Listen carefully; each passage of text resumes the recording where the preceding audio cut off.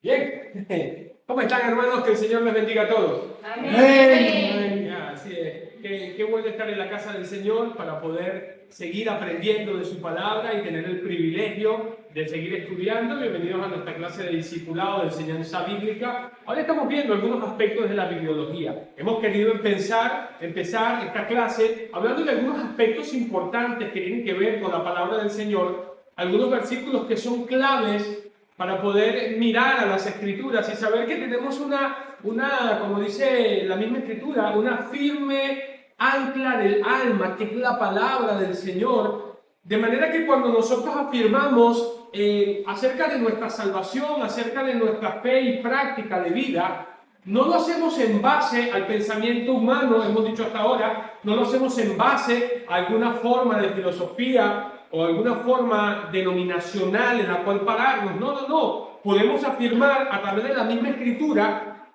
de que somos salvos por la palabra del Señor. ¿Cuántos lo saben? Amén. Pero, ¿qué es lo que nos da firmeza respecto a nuestra salvación? ¿Qué nos da firmeza?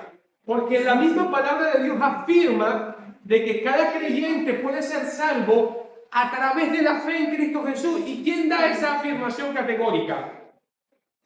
La misma palabra del Señor. De manera que tú y yo necesitamos entender que más allá de lo que sentimos nosotros, en nuestra mente, en nuestra alma, en nuestro corazón, aún más allá de nuestras experiencias morales, necesitamos comprender que lo que la Biblia nos enseña es suficiente autoridad para poder darnos convicción en el corazón respecto a la salvación y respecto a todo lo que la Escritura dice. Ese es el elemento de peso y fuerte para nosotros poder mantenernos firmes creyendo que la palabra de Dios, hermanos, es la palabra de Dios. De manera que tú y yo hemos dicho hasta este momento que la Biblia va a tener muchos ataques. Satanás va a levantar, aún en el mundo eclesiástico, diversas formas de filosofía para poder penetrar y quebrar la palabra del Señor. Una de las cosas que Satanás va a intentar hacernos creer a los creyentes y a las personas es que la Biblia tiene errores. ¿Cuántos han escuchado eso? Sí. Bueno, pero si pensamos que la Biblia tiene errores, estamos en medio de un libro que es vulnerable, estamos en medio de un texto que puede ser, que puede quebrarse. Si tú y yo asumimos que la Biblia tiene algún error, entonces, hermano, tal vez los postulados de las Escrituras, algunos no sean ciertos. ¿Qué crees acerca de eso? Si la Biblia tiene errores en un punto, ¿tú crees que en algunos aspectos de doctrina no puede tener puntos? La Biblia no tiene errores, hermano. Si nosotros afirmamos que la Biblia tiene errores, entonces el futuro, Dios, la santidad de Cristo, aún la santidad del mismo Señor Jesucristo, que la Biblia afirma que era santo, limpio y sin mancha, entonces la tenemos en tela de juicio de alguna manera. La Biblia no tiene institución por encima. La Biblia misma constituye las instituciones. ¿Sí me entiende, verdad? La Biblia no tiene instituciones por encima. Pastor, permíteme tomar este punto para tengamos este conversatorio y podamos entender algo. Si paráramos a la iglesia con la Biblia, ¿quién debe tener más autoridad? Y mira que estoy diciendo la iglesia con la Biblia. Estoy hablando de la institución y la Biblia. ¿Quién tú crees que tiene la mayor autoridad? ¿Lo que dice la iglesia o lo que dice la Biblia? La Biblia tiene que tener la última palabra. ¿Y cuál es la razón que la Biblia debe tener la última palabra? Porque la enseñanza Es la palabra de Dios. Porque es una palabra inspirada. La iglesia está formada por humanos. Venga, ¿y por qué ha sido qué? Porque es inspirada. Inspirada, ese término griego que hemos venido utilizando, teonustos, ¿verdad? Es decir, la Biblia ha salido de Dios, ha sido exhalada por Dios. Necesitamos tener claro eso. Yo quiero ir a un pasaje bíblico, acompáñame a la primera epístola de Pedro, en el capítulo número 1 de la epístola de Pedro. Primera de Pedro, capítulo 1. Primera de Pedro 1, 10. Vamos a ver aquí, Primera de Pedro 1, 10. Ahí en tu Biblia, ubícate.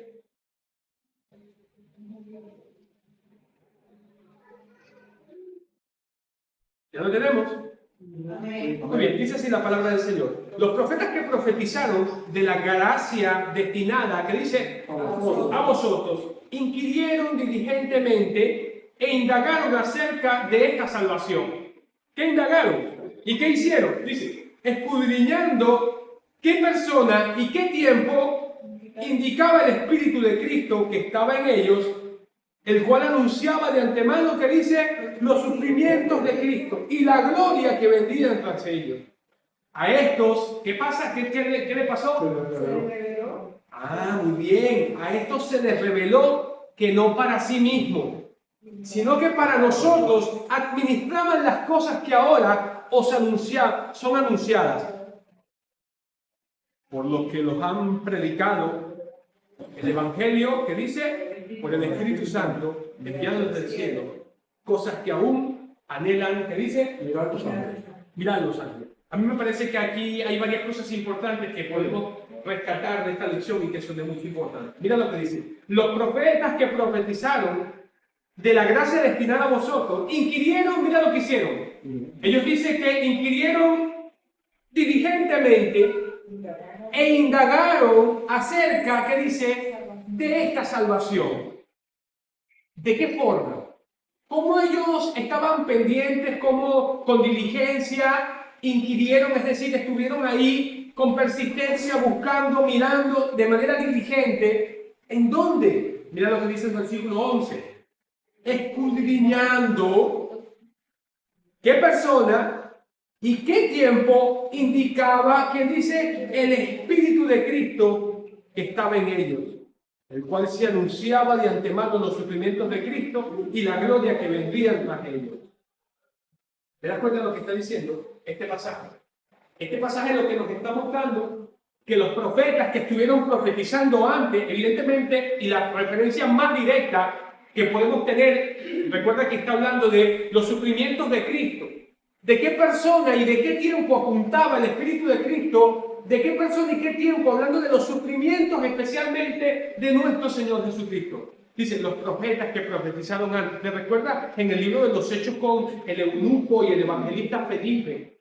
¿Te recuerdas la pregunta del eunuco? Que aparte no era ni siquiera un judío, pero la pregunta de él, ¿cuál era? ¿Cuál era? Estaba leyendo este libro de Isaías, preguntó a la gente. Exacto, ¿de quién se dice esto? ¿De a quién se refiere el profeta Isaías? Es esto lo que estamos viendo en este texto. Ellos estaban inquiriendo, ellos estaban con diligencia tratando de mirar a quién apuntaba cada uno de estos. Pero no solamente esto, en el versículo 11 dice que ellos escudriñaban. ¿Qué estaban escudriñando? Escudriñando qué persona y qué tiempo indicaba el Espíritu de Cristo. Date cuenta, esta es la misma palabra que vamos a conseguir cuando el Señor Jesucristo dice, escudriñad ¿qué? Las Escrituras, porque a vosotros os parece que en ella tenéis vida eterna, porque ellas son las que dan testimonio de mí. ¿A qué punto, hermanos, quiero llevarnos? ¿Es la iglesia una autoridad por encima de la palabra del Señor? ¿Es un obispo o un pastor una autoridad por encima de la palabra del Señor? ¿Hay alguna forma de concilio que está por encima de la palabra del Señor? No. Tenemos tiempos donde las personas comienzan yo te decía la semana pasada, a consultar el sistema de la patrística, a Santo Tomás de Aquino, un católico de primera categoría de los pies a la cabeza, que tiene un tratado llamado la Suma Teológica, pero él no puede establecer doctrinas, él no puede decir lo que la Escritura dice, él no puede ser la base de nuestra interpretación. La Escritura debe interpretarse a través de la misma Escritura. Date cuenta que ellos, mira el versículo 11, dice, escudriñando qué persona y qué tiempo indicaba el Espíritu de Cristo que estaba en ellos, el cual anunciaba de antemano los sufrimientos, que dice, de Cristo y las glorias que venían tras ellos. ¿En dónde estaban anunciados los sufrimientos de Cristo? En la Escritura. En las Escrituras. Acerca de Isaías habla acerca del siervo sufriente, el siervo de Jehová. No solamente vamos a ver que el profeta Isaías habla de Cristo, Tenemos salmos mesiánicos. El salmo más citado en el Nuevo Testamento es el Salmo 110, donde se presenta a Cristo, pero como un rey, donde dice que las naciones y el pueblo judío se le va a ofrecer de manera voluntaria. Pastor, ¿qué quiere decir con esto? Que es la misma escritura, la fuente, es la misma escritura, la base. Pero mira lo que dice el versículo 12, que este es un punto que estuvimos abordando. A esto se le, mira lo que dice la palabra, ¿qué le dice? A esto se les reveló. Reveló que no para sí mismo, sino para nosotros administraban las cosas que ahora os son anunciadas, por la cual os han predicado el Evangelio por el Espíritu Santo enviado desde el cielo, cosas que aún anhelan, que dice, mirad, gozad. ¿Te recuerdas que esta palabra dice que a ellos se les reveló? ¿Qué se les reveló? Que lo que ellos estaban escribiendo no era para ellos. Y dice Pedro, ¿era para qué? Para nosotros. ¿Por dónde se les reveló? Por la escritura, por la palabra del Señor se les reveló que lo que ellos estaban escribiendo, que lo que se les estaba revelando a ellos no tenía que ver con ellos, apuntaba a otro tiempo, de manera que las profecías tienen un carácter profético y no pretérito. Lo voy a volver a repetir. Las escrituras no tienen en su mayoría un carácter, escúchenme bien, tienen carácter profético y no pretérito. Cuando hablo de pretérito, hablo del pasado. Hay muchas personas que piensan que ya todas las profecías han sido cumplidas y esas son unas personas conocidas como las posiciones pretéritas y entonces nada en la escritura está por cumplirse. No. Creemos que las profecías de hecho tienen un carácter de alguna manera futuro. Son futuristas las profecías. Ahora, interesante, hemos hecho una distinción entre lo que es revelación y lo que es ¿qué? Iluminación. Date cuenta que Pedro escribe para poder mostrarnos esta verdad fundamental. Al Pedro escribirnos esta carta, ¿qué está teniendo Pedro? ¿Iluminación o revelación? Tiene revelación. La pregunta hoy, pastor, el canon, confiamos en un canon cerrado de 66 libros. Tiene hoy, o mejor dicho, el planteamiento debe ser el siguiente. ¿Tenemos hoy otra fuente de revelación? No. Después del cierre del canon, entendámonos en esa formación del canon, para que podamos entender. La formación del canon pasa muchos años después de que Juan cierre con el libro, escriba. El último de los apóstoles escribe. ¿Quién? Juan. De hecho, creemos que para el tiempo que vivió Juan, hasta los años que vivió Juan, creemos que era un anciano. En ese momento, ya la mayoría de los apóstoles habían muerto. Había muerto Pedro, había muerto Pablo, habían muerto en su mayoría, habían muerto todos. El último, y de ahí podemos entender las escrituras cuando el Señor le dice a Pedro, ¿y qué a ti, Señor, este que viene aquí atrás? ¿Y a ti qué tú, si yo quiero que él quede hasta que yo regrese? Hablando especialmente del discípulo amado de Juan. Juan es el último de los escritores del Nuevo Testamento, no del Antiguo Testamento. Cierra el canon con el libro de Apocalipsis. Después de allí, pastor, después del año 100, ¿tenemos palabra de Dios? No tenemos palabra de Dios. ¿Tenemos buenos hombres, buenos siervos del Señor? Sí. ¿Pero que hayan sido inspirados? No. Por eso es que confiamos en un canon cerrado de 66 libros. El Antiguo Testamento se ha conservado. Los judíos conservaron su Antiguo Testamento. Y el Nuevo Testamento, puño y letra. Manuscrito. Escrito, puño y letra, fundamentalmente por apóstoles. Con armonía entre sí, entre ellos. Hay un buen libro que le dije la semana pasada que se llama El Canon de las Escrituras de Bruce. ¿verdad? Que hace referencia de algunos de los criterios que se establecieron para poder saber qué libros eran realmente o que estaban dentro de la armonía. Y uno de los criterios era que hubiera armonía en esos libros. Hemos dicho en clases anteriores, pastor, y esas Biblias católicas que tienen libros apócrifos. No han pegado. No han pegado. Tobías, el de No. Hay incoherencias que no concuerdan básicamente con las escrituras. ¿Por qué no podemos confiar en ellos? ¿Por qué no fueron apóstoles que lo escribieron literalmente? Una de las cosas que nos da garantía y podemos descansar en un canon cerrado de 66 libros es que fueron apóstoles que escribieron estos textos. Y por eso la palabra de Dios está por encima de la autoridad de la iglesia local. La Biblia es la que debe tener la última palabra sobre todo asunto de doctrina, de salvación, de cristología, de la doctrina de Dios, de la eclesiología. Quien debe marcar la pauta y decir la última palabra es la palabra de Dios. Pero, pastor, podemos consultar a la historia y a la patrística. ¿Qué hacemos? Vale, está bien. Consulta. ¿Qué dijo fulanito y perencejo y mengano? Bueno, dijeron algunas verdades, pero dijeron una cosa aparte que no estaba en la escritura. No. Lo que él está diciendo es lo que probablemente esté en la escritura. Porque voy a ir a la copia cuando puedo ir a la fuente original, que es la palabra de Dios. ¿Sí me entienden lo que estamos tratando de decir? Entonces la Biblia va a tener la autoridad sobre todas las cosas. Importante esta distinción que hacemos. Hoy, el predicador que se para en el púlpito habla desde la revelación. Dios me reveló un mensaje. El domingo estuve predicando un mensaje en la iglesia en el Fraile, que estuvimos hablando de los 4 tantos que tuvo David en su vida. David pecó, asesinó, adulteró y como consecuencia vinieron 4 tantos en su vida. Ustedes van a escuchar ese mensaje aquí también. Y alguien me dijo, pastor, nunca había visto este mensaje de esta perspectiva. Bueno, seguramente yo no soy el primero que predica acerca de eso. Muchos siervos de Dios han predicado respecto a esto. Ahora, pero voy a decir, yo tengo revelación, tenemos revelación, ¿no? ¿Qué tenemos? Iluminación. A través del estudio diligente, ¿qué hacemos?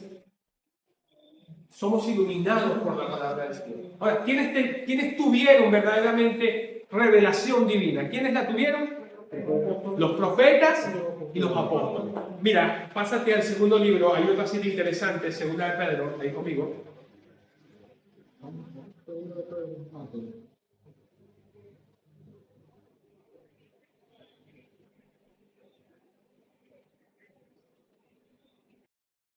Vamos a leer desde el versículo 16, para que entendamos un poco el contexto. Versículo 16. Sí, dice así la palabra del Señor. Estoy en segunda de Pedro 1:16. ¿Si lo tienen todos? Venga, dice así la palabra del Señor. Porque no os hemos dado a conocer el poder y la venida de nuestro Señor Jesucristo, siguiendo a fábulas artificiosas, sino como habiendo visto con nuestros propios ojos su majestad. Está afirmando de que Jesucristo va a venir. Nosotros le vimos, está diciendo Pedro, nosotros vimos su majestad, nosotros vimos a su majestad, a nuestro rey. Verso 17. Pues cuando él recibió de Dios Padre honra y gloria y fue enviada desde el cielo la magnífica gloria, una voz decía, este es mi Hijo amado, en el cual tengo complacencia. Y nosotros, dice Pedro, lo oímos. Es lo mismo que Juan dijo cuando Juan dijo, lo que vieron nuestros ojos, lo que palparon nuestras manos, tocante al verbo de la vida. Es decir, le está diciendo, nadie nos echaron un cuento, eso lo vimos nosotros. Nuestros oídos escucharon y vieron esto. Dice, y nosotros oímos esta voz enviada desde el cielo cuando estábamos con él en el Monte Santo. Tenemos también la palabra que, tenemos también que la palabra profética que dice, más segura. ¿Cuál es la palabra profética? La Biblia. ¿A qué se está refiriendo Pedro? Es una forma, yo te he dicho la semana pasada, que siempre las expresiones, la ley de Jehová, los testimonios de Jehová, la palabra de Dios, a través de las Escrituras. ¿A qué nos estamos el consejo de Dios? ¿A qué nos estamos refiriendo? A toda la palabra del Señor. No, lo que pasa es que aquí no estaba escribiendo Juan, pastor. Juan no había escrito. Y como Juan no había escrito, no se está refiriendo al Apocalipsis. ¿De verdad que esa es la forma de hacer hermenéutica nuestra? No. Yo creo que Pablo, por el Espíritu Santo, está abarcando toda la Escritura, así como lo han abarcado todos los escritores. Sigue diciendo. Tenemos también la palabra profética que dice, más segura, a la cual hacéis bien en estar atentos como una antorcha que alumbra en un lugar que dice oscuro, para que el día aclarezca y el lucero de la mañana salga, que dice, en vuestro corazón. Evidentemente, esto habla de nuestro Señor Jesucristo. Entendiendo primero esto. Mira lo categórico que es Pedro. Yo creo que Pedro nos ha dicho bastante de las Escrituras, hermano. Nos está diciendo, Pedro está diciendo lo mismo que yo les estoy compartiendo hoy. La única fuente segura es la Biblia. Ustedes hacen bien, ¿qué dice Pedro? En estar atento en ella. No hacemos bien en estar atento a un concilio, en un pastor, en una forma de teología o en un libro. No. ¿Dónde debemos estar seguros? En la Escritura. Tenemos también la palabra profética más segura, a la cual hacéis bien en estar atento como una antorcha que alumbra en un lugar oscuro. Versículo 20. Entendiendo primero esto, que ninguna profecía de la Escritura es, ¿qué dice? De interpretación privada. Ven conmigo. Se reúne un grupo de hombres y dicen, vamos a hacer un concilio. El concilio del pastor Mengano, el concilio de Benedicto II, ¿cómo se llama el de ahora? León León 16. León 16. El concilio de León XVI y Juan Pablo II y el pastor Jorge. Para que también haya un, entre comillas, protestante y estemos mixtos. Vamos a hacer un concilio. Venga, ¿qué tú piensas de Cristo? ¿Era hombre o no era hombre? Dice Juan Pablo. No, yo creo, sí, yo creo que era hombre. Dice el otro.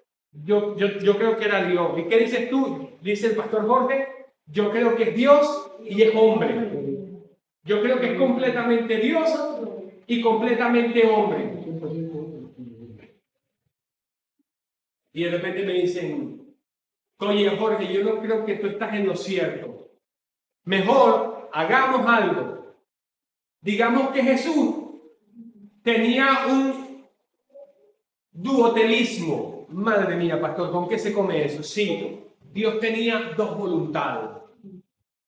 Una vez, cuando multiplicaba los panes, actuaba su voluntad divina. Y cuando volcó las mesas en el templo, actuó su voluntad humana. Vale, escribámoslo para la iglesia Peniel y para las iglesias en el mundo. Tremendos herejes se han reunido y han dicho tremendas herejías. Porque eso no está en la Escritura. Pero esa fue la interpretación privada que dieron en el concilio.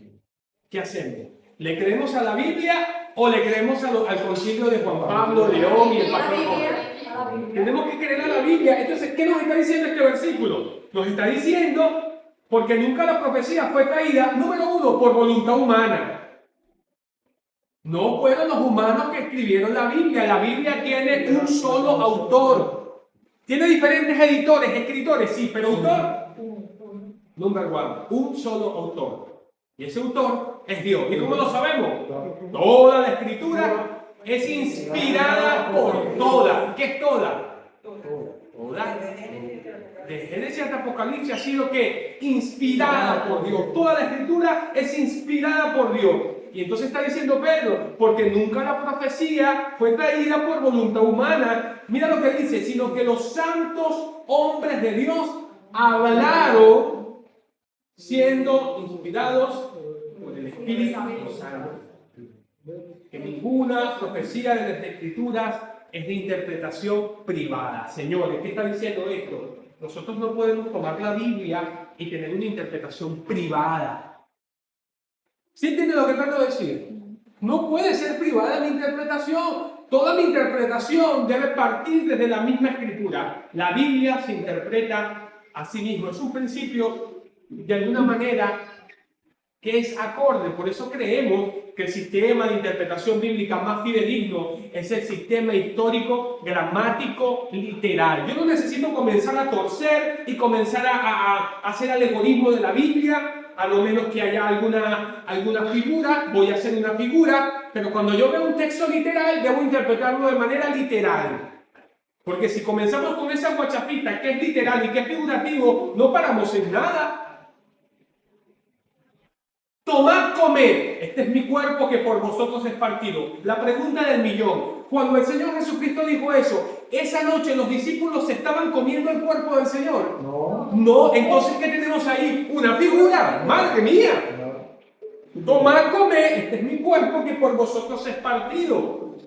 De manera que no tenemos una transubstanciación. No. Nosotros creemos, como iglesia cristiana, evangélica, ¿verdad? Nos hemos creído con firmeza de que estos son elementos que simbólicos, porque el texto bíblico nos da permiso para poder interpretar un símbolo ahí. ¿Se me entienden? Donde hay un lenguaje literal, entendemos literal. Donde hay un lenguaje figurativo, entendemos algo figurativo. Apocalipsis capítulo 20, vi un ángel que descendía del cielo con una cadena en la mano. Hay una cadena en el mundo, ¿verdad? Dice que una cadena y ató a Satanás, pero Satanás es un espíritu. ¿Eso es un lenguaje figurativo o es un lenguaje literal? Figurativo. Luego posteriormente dice que vio Juan tronos y los que se levantaron y los que recibieron la facultad para poder estar en esos tronos. Y unos tronos, dice Juan. Y luego dice, y vivieron y reinaron con Cristo 1000 años. Y después vuelve a decir, y cuando los 1000 años se hayan cumplido. Y después de 1000 años, cerca de 5 veces dice 1000 años. ¿Qué son 1000 años para nosotros? 10 siglos, 1000 años. Hay personas que viven un siglo. ¿Cuánto es un siglo? 100 años.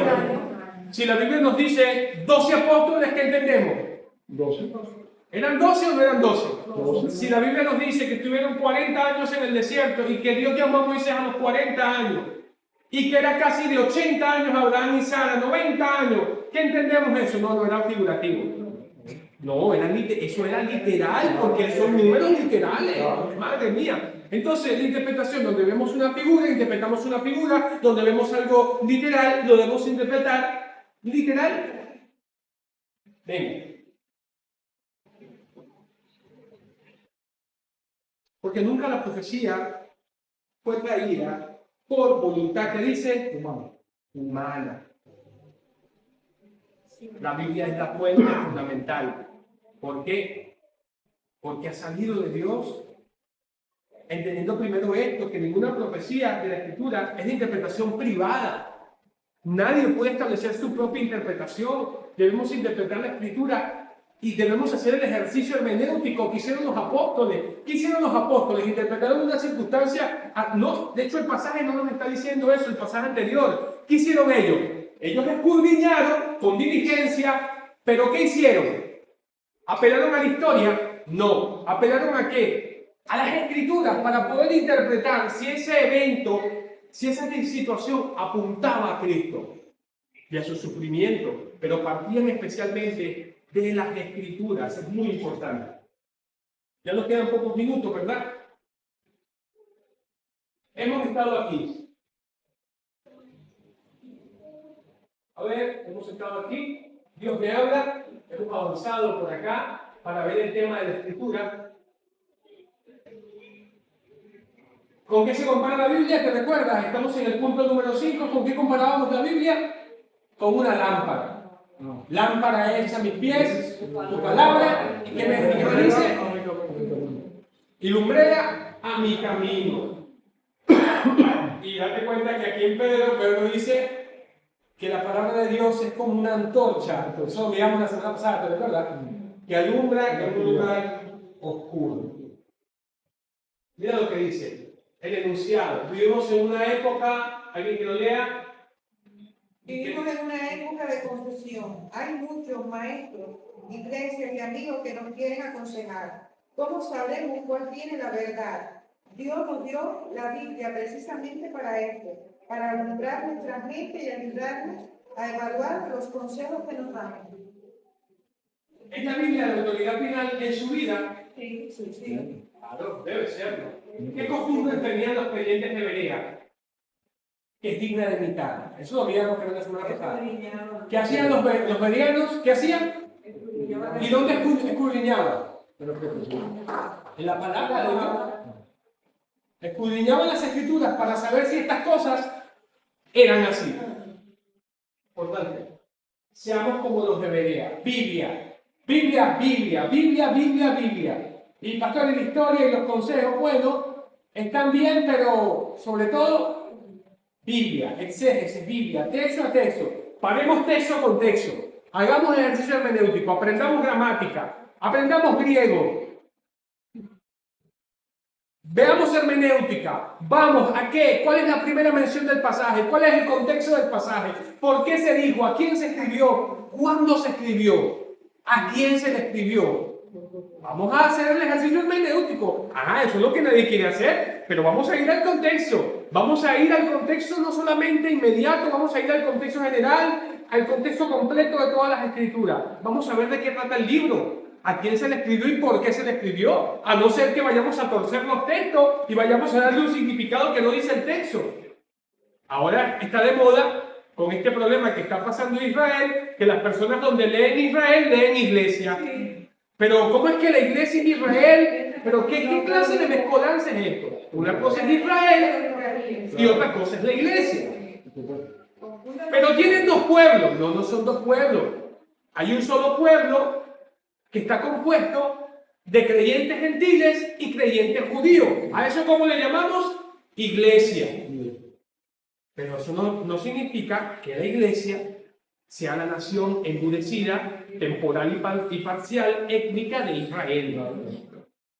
Estamos de acuerdo con el Estado de Israel y con las matanzas y los bombardeos. Es una situación de ellos, eso no nos compete a nosotros como iglesia. No tenemos nada que ver con él. Tenemos que orar por la paz del mundo. Vamos a orar por la paz del mundo. Nuestro papel no es reemplazar a Israel. No es nuestro papel. La Biblia, escúchame, la escribieron judíos. La salvación, dijo Cristo, viene de los judíos. Y hemos dicho aquí, ¿quiénes escribieron la Biblia? Argentinos, cubanos y venezolanos. ¿Quiénes escribieron? Judíos. Capítulo 9, 10 y 11 de Romanos. ¿De quién habla? De los judíos, de la nación étnica judía específicamente. No habla esos contextos de la iglesia, pero madre mía, ni siquiera habla de la iglesia, habla de los gentiles y de Israel, de dos naciones, de estas formas de pueblo, gentiles y naciones. Pero ahí no tiene que ver especialmente la iglesia, a no ser con los contextos que evidentemente los pasajes que hablen que se refieran especialmente a la iglesia, pero en su mayoría el contexto tiene que ver con Israel. No podemos comenzar a tomar pasajes de ahí para argumentar soteriología y escatología. No podemos, bueno, con respecto a la iglesia, no con respecto al futuro de las naciones o de Israel. ¿Sí me entienden lo que les trato de decir? Pero hay que hacer un buen ejercicio hermenéutico. ¿Cómo dice? Quieren politizar a la iglesia. Venga, gracias que me dice eso para hacer esta aclaratoria. A propósito, tal vez algunos que nos puedan ver. A ver. Hoy tenemos iglesias que se ponen kipá y ponen una bandera de Israel. La pregunta, pastor, ¿eso es correcto en una iglesia? No. Y unas danzarinas con unos chofar y unos hombres y unos chofar, esos son trompetas judías. ¿Eso es correcto en una iglesia? No. Pero es correcto que en una iglesia desechemos al pueblo judío y digamos que ese no es el pueblo de Dios ya. ¿Entienden lo que estamos tratando de decir? La iglesia está en su papel, la iglesia está en su tiempo. Dios hoy está trabajando con su iglesia. Dios seguirá desarrollando su plan con su iglesia. Israel, eso no nos compete a nosotros. Deja a Dios con su... Pregúntale tú a Dios acerca de Israel. Eso no nos... Lo que Dios vaya a hacer con Israel. ¿Cómo se cumplirá? ¿Cómo se cumplirá? Romanos 11, 3, si no me equivoco, o 2. Y luego todo Israel será salvo. Hay cosas que no podemos tú y yo explicarlo, sinceramente, y punto y final. Lo que sí podemos tener seguro es que un día ese pueblo endurecido, tanto parcial como temporal, va a tener que clamar al Mesías Jesucristo, que es nuestro Mesías, es nuestro Señor y es nuestro Salvador. Pero nosotros no podemos hacer ese juego político, bien como decía la hermana. Tenemos que tener cuidado. Nosotros podemos orar. Recuerda, el creyente, a los que nos miran, no deberíamos estar metidas en esta farándula, en esta politiquería. Nosotros debemos estar diciendo, Señor, venga a buscarnos pronto. El Señor venga por su iglesia. Unos minutitos más y avanzamos y ya estamos terminando. La Biblia le ayuda a no pecar. Salmo 119, 11. Significa, en mi corazón he guardado tus tesoros y tus dichos. ¿Qué significa?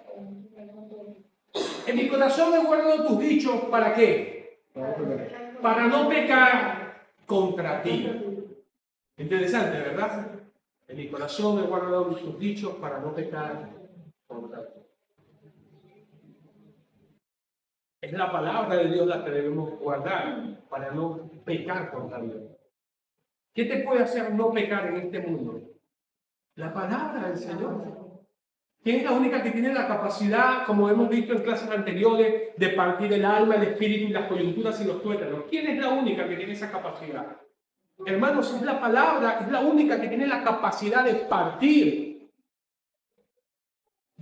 el alma, de partir el espíritu, de entrar y llegar a lo más profundo. ¿Te recuerdas que esa palabra espada tiene un uso griego que hace referencia a un juicio? Versículo 13 dice, todas las cosas están abiertas y están desnudas ante aquel a quien debemos de dar cuenta. Es una espada que por donde la tomes va a cortarte, es la que tiene la capacidad de penetrar nuestras almas. Y cuando yo la guardo en mi corazón, esa palabra guardar, no es que tomo la Biblia, voy el domingo a la iglesia y luego la meto debajo la pongo en la mesa de noche hasta el próximo domingo. No, significa guardar, significa practicar la Biblia. Debo practicar la palabra del Señor, debo practicar la Biblia. No solamente eso, la Biblia ayuda a crecer. Ya lo hemos visto, ¿verdad? Según Timoteo 3, 16, 17. Y es útil para redarguir, para corregir, para instruir en justicia, a fin de que el hombre de Dios sea perfecto, enteramente preparado para toda buena obra. Es decir, que la Biblia nos ayuda a crecer. Redarguir quiere decir que la Biblia nos reprende, ¿verdad? ¿Alguien que lo lea? Ajá. El que se deja guiar por la Biblia será enteramente preparado, capacitado para toda buena obra. Tenga cuidado cuando alguien le dice que la Biblia no es suficiente y le exhorta a buscar sueños y revelaciones adicionales a la Biblia. La Biblia es completamente suficiente para orientarle en su vida cristiana. Madre mía. No es más nada que eso. ¿Es suficiente o no es suficiente? Suficiente. No. La Biblia más el concilio. La Biblia más el Papa. La Biblia más la patrística. La Biblia más el pastor. La Biblia más la iglesia fulana. La Biblia más los estatutos de tal, ¿no? Ella es suficiente, ella es necesaria. Ella es no solamente infalible, sino que ella es inerrante. Infalible e inerrante es la escritura. Terminamos en el punto 9. ¿Alguien que lo lea? Punto 9. ¿Le cuesta tener fe a veces? ¿Cuál es la manera de aumentar nuestra fe según Romanos 10:17? ¿Cómo crece nuestra fe? La fe viene por el oír, Y el oír y por la el palabra oír, de Dios. y el oír, y el oír, y el oír, y el oír, y el oír. ¿Qué tenemos que oír? Dice Pedro, hacen bien en mirar.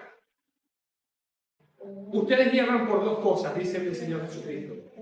Porque ignoran las Escrituras e ignoran ¿qué? El poder de Dios. La mayoría de los errores que vemos hoy en las redes sociales, a los apologistas que se nos ven, a los predicadores, la mayoría de los errores, ¿saben en qué suscita? ¿En qué se suscita? En no conocer bien las Escrituras. Tenemos trabajo, necesitamos estudiarlas, necesitamos pararnos. Estos textos que estamos viendo, segunda de Timoteo 3, 16, 17, primera de Pedro 1, 21, todos estos pasajes que hablan de las Escrituras, necesitamos brillarlos.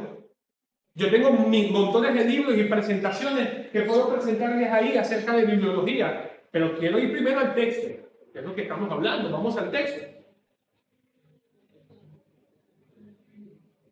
Que Dios nos ayude. Amén. Amén. Que podamos cimentar nuestra fe solamente y únicamente en la palabra del Señor. La semana que viene continuamos. Vale, vamos a orar. Señor, gracias te damos por este tiempo. Ayúdanos a comprender lo que tal vez hasta ahora no hemos entendido. Danos tu gracia. Danos, Señor, tu misericordia para poder ser fieles a tu palabra. Ser fieles, devotos y dedicados a la Escritura. Permite que esta enseñanza y esta clase no solamente edifique el corazón nuestro, de los que estamos aquí, Señor, sino que también, si alguien va a ver esta clase, pueda entender estos principios fundamentales. Te damos gracias por tu palabra, es hermosa, es maravillosa, la amamos, la queremos.